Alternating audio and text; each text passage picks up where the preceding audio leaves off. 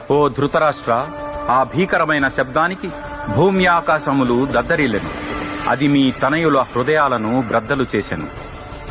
ఆ సమయంలో తన రథం జెండాపై హనుమంతుని చిహ్నం కలిగి ఉన్న పాండుపుత్రుడు అర్జునుడు తన ధనస్సును తీసుకున్నాడు. సమరానికి ఎదురుగా నిలిచి ఉన్న మీ పుత్రులను చూసి, ఓ రాజా, అర్జునుడు శ్రీకృష్ణుడితో ఇలా అన్నాడు: ఓ అచ్యుత, శ్రీకృష్ణ, దయచేసి నా రథాన్ని 2 సైన్యాల మధ్యకి తీసుకువెళ్ళుము.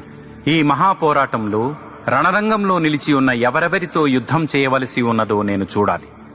దుర్బుద్ధిగల ధృతరాష్ట్రుని పుత్రుని సంతోషపెట్టడం కొరకు అతని పక్షాన యుద్ధానికి వచ్చి ఉన్న అందరినీ ఒకసారి నాకు చూడాలనిపిస్తున్నది.